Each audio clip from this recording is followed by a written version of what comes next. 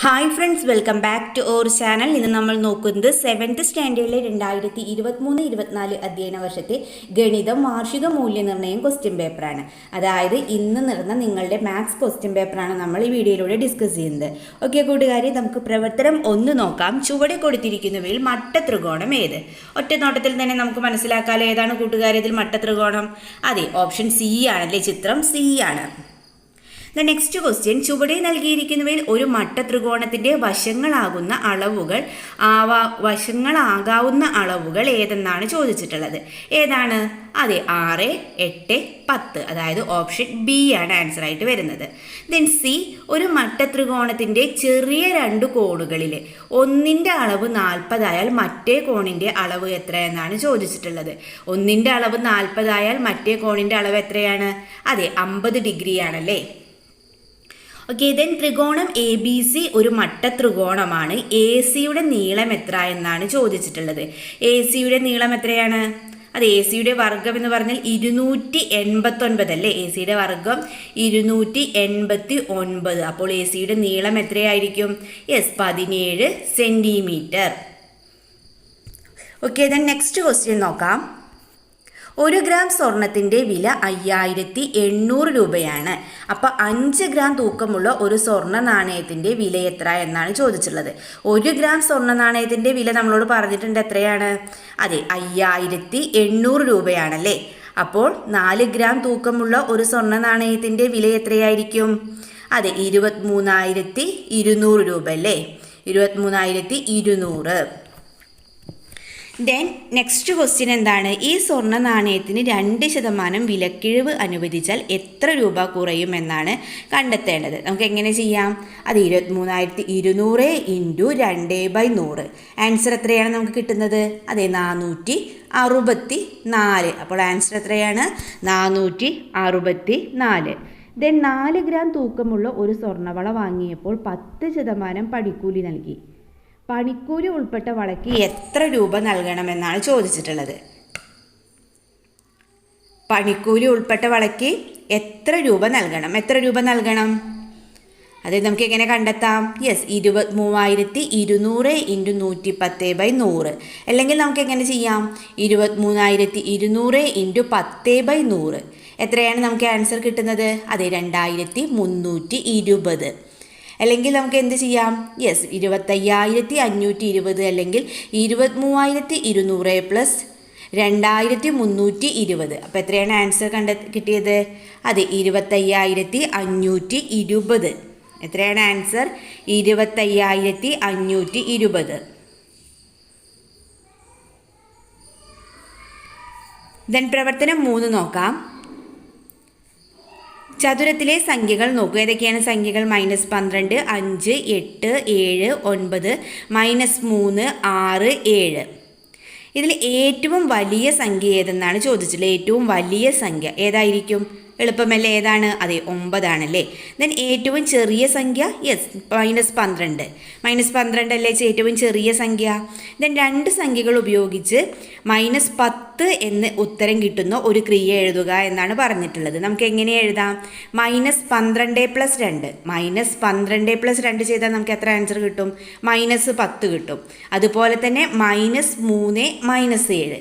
അങ്ങനെ ചെയ്താലും ഉത്തരം എത്ര തന്നെയാണ് കിട്ടുന്നത്? 10 തന്നെയാണ് കിട്ടുന്നത്. ഓക്കെ, അപ്പോൾ ഇതിൽ ഏതെങ്കിലും ഒരു ഉത്തരം കൂട്ടുകാർ എഴുതിയിട്ടുണ്ടെങ്കിൽ കൂട്ടുകാർക്ക് മാർക്ക് ലഭിക്കുന്നതാണ്. ഓക്കെ, നെക്സ്റ്റ് ക്വസ്റ്റ്യൻ നോക്കാം. 2 സംഖ്യകൾ ഉപയോഗിച്ച് 6 എന്ന് ഉത്തരം കിട്ടുന്ന ഒരു ക്രിയ എഴുതുക. നമുക്ക് ഏതൊക്കെ എഴുതാം? യെസ്, -3 + 9 എഴുതാം. അതേപോലെ തന്നെ 8 - 2 എന്ന് എഴുതാം അല്ലേ. -3 + 9 അല്ലെങ്കിൽ 8 - 2.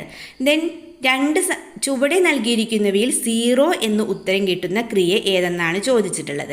ഇതിൽ 0 എന്ന ക്രിയ കിട്ടുന്നത് ഏതാണ്? 0 എന്ന് ഉത്തരം കിട്ടുന്നതിൽ ക്രിയ ഏതാണ്? അതെ, -5 + 5 അല്ലേ. -5 + 5 അതെ 0 ആണല്ലേ. ഓക്കെ, ദെൻ പ്രവർത്തനം 4 നോക്കാം. 2 അക്ക സംഖ്യ, അക്കങ്ങളുടെ തുക, സംഖ്യയിൽ നിന്ന് അക്കങ്ങളുടെ തുക കുറച്ചത്. ഫസ്റ്റ് ക്വസ്റ്റ്യൻ എന്താണ്? പട്ടിക പൂർത്തീകരിക്കാനാണല്ലേ. 2 അക്ക സംഖ്യ 15, അക്കങ്ങളുടെ തുക എന്ന് പറയുന്നത് 6, സംഖ്യയിൽ നിന്ന് അക്കങ്ങളുടെ തുക കുറച്ചത് എത്രയാണ് കിട്ടിയിട്ടുള്ളത്? 9. ദെൻ 2 അക്ക സംഖ്യ 29 അക്കങ്ങളുടെ തുക എന്ന് പറയുമ്പോൾ എത്രയാണ് നമുക്ക് കിട്ടുന്നത്? അതെ, 11 ആണല്ലേ. 9ഉം 2ഉം 11. ദെൻ സംഖ്യയിൽ നിന്ന് അക്കങ്ങളുടെ തുക കുറയ്ക്കുമ്പോൾ നമുക്ക് കിട്ടുന്നത് അതെ 18 ആണ്. എത്രയാണ് കിട്ടുന്നത്? 18. ദെൻ 73 അക്കങ്ങളുടെ തുക 10. ദെൻ സംഖ്യയിൽ നിന്ന് അക്കങ്ങളുടെ തുക കുറച്ചാൽ കിട്ടുന്നത് 63 ആണ്. ഓക്കെ, അപ്പം എ 11, ബി 18, സി 10, ഡി 63.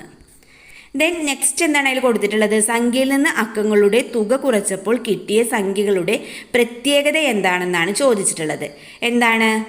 9ൻ്റെ ഗുണിതങ്ങളാണല്ലേ കിട്ടിയിട്ടുള്ളത്. ആൻസർ എന്താണ്? 9ൻ്റെ ഗുണിതങ്ങളാണ്. ഫസ്റ്റ് നമുക്ക് കിട്ടിയ ആൻസർ എത്രയായിരുന്നു? 9. ദെൻ നെക്സ്റ്റ് കിട്ടിയത് എത്രയായിരുന്നു? 18. ദെൻ ഡി കിട്ടിയത് 63 അല്ലേ. അപ്പോൾ എന്താണ്? അത് 9ൻ്റെ ഗുണിതങ്ങളാണ്. ദെൻ ഒരു രണ്ടക്ക സംഖ്യ 10x + y എന്ന് സൂചിപ്പിച്ച് സംഖ്യയിൽ നിന്ന് അക്കങ്ങളുടെ തുക കുറച്ചാൽ കിട്ടുന്ന സംഖ്യ എഴുതുക. ഒരു രണ്ടക്ക സംഖ്യയെ 10x + y എന്ന് സൂചിപ്പിച്ച് സംഖ്യയിൽ നിന്ന് അക്കങ്ങളുടെ തുക കുറച്ചാൽ കിട്ടുന്ന സംഖ്യ എഴുതാനാണ് പറഞ്ഞിട്ടുള്ളത്. ഓക്കെ, നമുക്ക് എഴുതാം.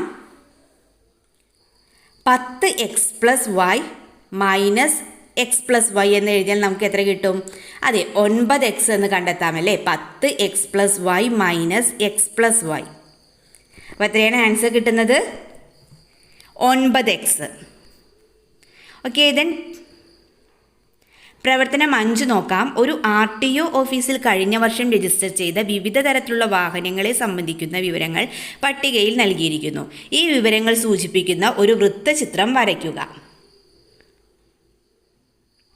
എളുപ്പമല്ലേ കൂട്ടുകാർക്ക്? എളുപ്പത്തിൽ വരയ്ക്കാമല്ലോ.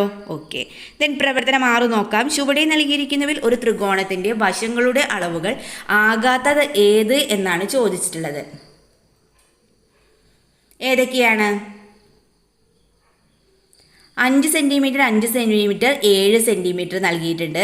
Then 7 centimetre 7 centimetre 5 centimetre, 4 centimetre 4 centimetre 7 centimetre, then 3 centimetre 3 centimetre 7 centimetre. ഇതിലേതൊക്കെയാണ് ഒരു ത്രികോണത്തിൻ്റെ വശങ്ങളുടെ അളവുകൾ ആകാത്തത്? അതെ, എ നോക്കൂ, അതായത് ഡി 3 സെൻറ്റിമീറ്റർ 3 സെൻറ്റിമീറ്റർ 7 സെൻറ്റിമീറ്റർ. ഏതാണ് ആൻസർ? ഓപ്ഷൻ ഡി ആണ്. 3 സെൻറ്റിമീറ്റർ 3 സെൻറ്റിമീറ്റർ 7 സെൻറ്റിമീറ്റർ.